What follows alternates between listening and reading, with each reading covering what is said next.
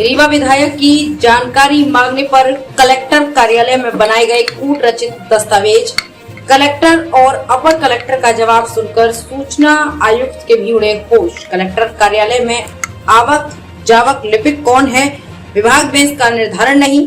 जावक रजिस्टर में फर्जी एंट्री को लेकर एडीएम ने बताया, हमें जानकारी नहीं। मध्य प्रदेश राज्य सूचना आयुक्त राहुल सिंह के आदेश के बाद आयोग में प्रस्तुत किया गया आवक जावक रजिस्टर अब कलेक्टर और अपर कलेक्टर के विरुद्ध कमिश्नर रीवा संभाग करेंगे विभागीय जांच। दिनांक 12 अप्रैल 2023 रीवा मध्य प्रदेश राज्य सूचना आयोग में एक बड़ा ही रोचक मामला सामने आया है। मामला ये है कि रीवा निवासी किसी अनूप तिवारी के द्वारा दिनांक 15 अक्टूबर 2019 को वर्ष 2018 में हुए विधानसभा चुनाव में प्रत्याशी रहे राजेंद्र शुक्ला के शपथ पत्र और चुनाव के दौरान दिए जाने वाले दस्तावेजों की प्रमाणित छायाप्रति चाही गई थी। जाहिर है मामला निर्वाचन आयोग से संबंधित था, तो ये जानकारी तत्कालीन निर्वाचन अधिकारी एवं लोक सूचना अधिकारी एडिशनल और अपर कलेक्टर इला तिवारी के द्वारा दी जानी थी, लेकिन उक्त जानकारी एडीएम इला तिवारी के द्वारा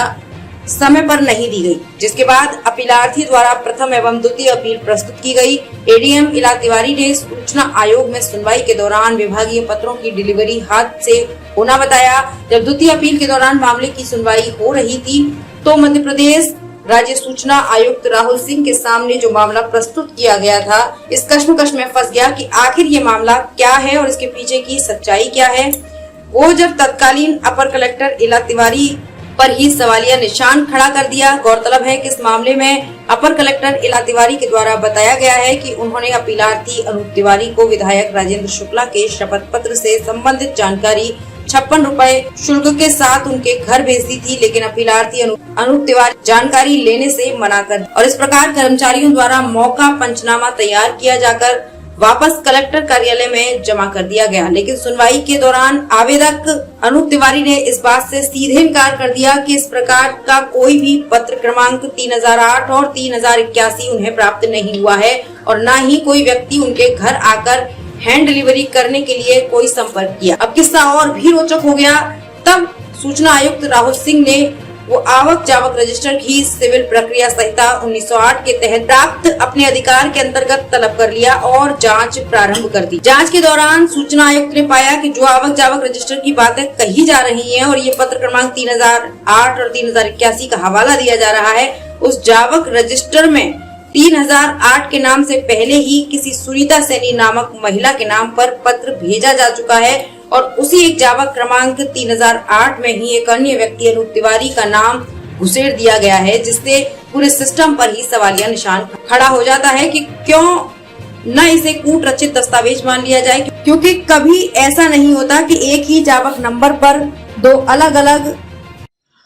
मध्य प्रदेश राज्य सूचना आयुक्त श्री राहुल सिंह जी का अभी एक आदेश आया हुआ है, एक मामले को लेकर के था, जिसमें किसी एक अपीलार्थी ने रीवा जिले में एक आरटीआई आवेदन दायर किया था कलेक्टर कार्यालय में और उन्होंने निर्वाचन से संबंधित कुछ जानकारी चाहिए थी। जो वर्तमान विधायक श्री राजेंद्र शुक्ला जी हैं उनके विषय में जानकारी चाहिए थी, तो उनको जानकारी नहीं मिली। फिर इसके बाद उन्होंने प्रथम अपील की यहीं पर कलेक्टर कार्यालय में, जो एडीएम उनके प्रथम अपीली अधिकारी होते हैं, और फिर इसकी द्वितीय अपील राज्य सूचना आयोग में हुई जब उनको जानकारी नहीं प्राप्त हुई।